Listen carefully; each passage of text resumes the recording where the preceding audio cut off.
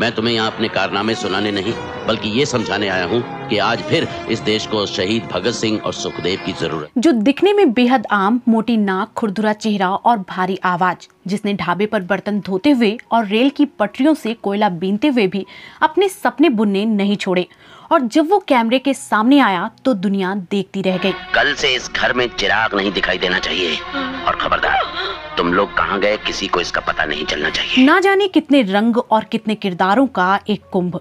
भारतीय सिनेमा के इस हीरो का सफर फिल्मी हीरो की कहानी के जैसा ही रहा, जो बेहद गरीब परिवार से होने के बावजूद इंडियन सिनेमा का एक जाना माना चेहरा बन गया। मैं गिरफ्तार करने नहीं, आपसे कुछ पूछताछ करने आया था, लेकिन आपकी बातें सुनकर ऐसा लगा कि मैं जो अपने सपनों को लेकर हॉलीवुड पहुंच गया और सफलता का एक नया कीर्तिमान रच दिया।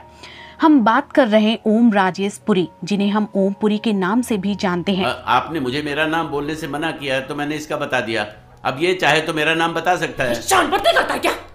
बड़े पर्दे पर निभाए अपने किरदार और अपनी दमदार आवाज के चलते ओम पुरी घर घर पर लोकप्रिय हुए। ओम पुरी का बचपन से जवानी तक का सफर गरीबी, बेबसी और संघर्ष से भरा पड़ा है। इनका जन्म 18 अक्टूबर 1950 को पटियाला के एक पंजाबी परिवार में हुआ था।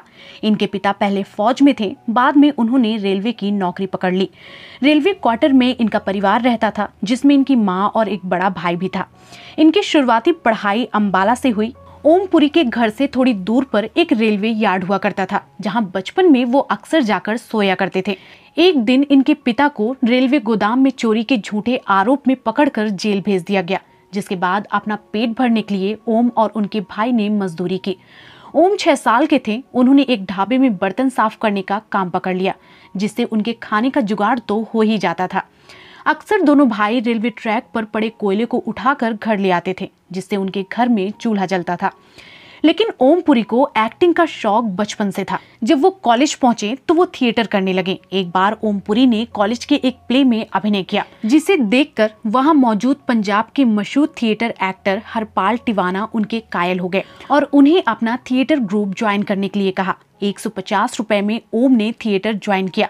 इसके बाद तो मानो उनके सपनों को पंख लग गए हों और वो पूरी तरह से एक्टिंग में उतर गए। सीएम साहब, आप जानते हो जिस कुर्सी पर आप बैठे हो उसका एक पाया मैं भी हूँ और 3 पाए। लेकिन ओम पुरी को अंग्रेजी नहीं आती थी, जिसकी वजह से उन्होंने एक्टिंग छोड़ने का फैसला किया।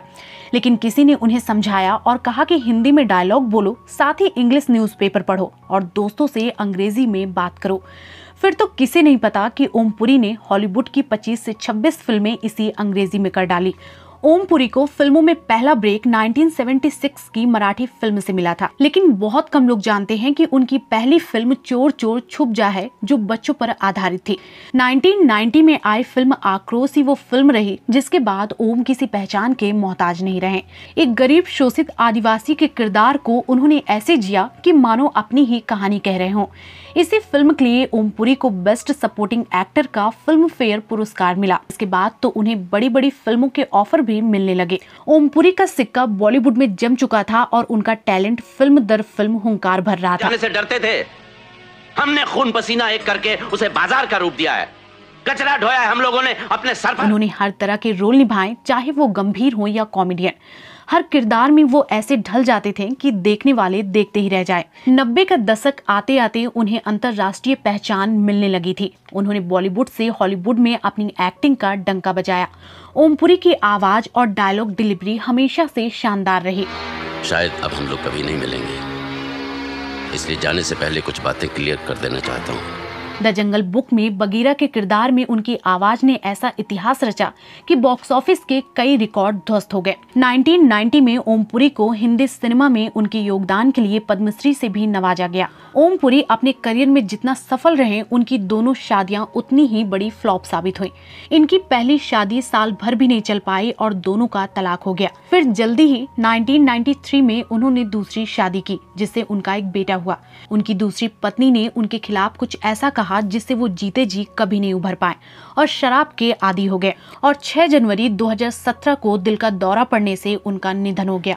उनके निधन ने फिल्म इंडस्ट्री से लेकर पूरी दुनिया को चौंका दिया था, लेकिन आज भी वो अपनी फिल्मों के जरिए हम सब के बीच मौजूद है। तो आपको ओम पुरी के बारे में क्या कहना है, कमेंट बॉक्स में जरूर बताएं।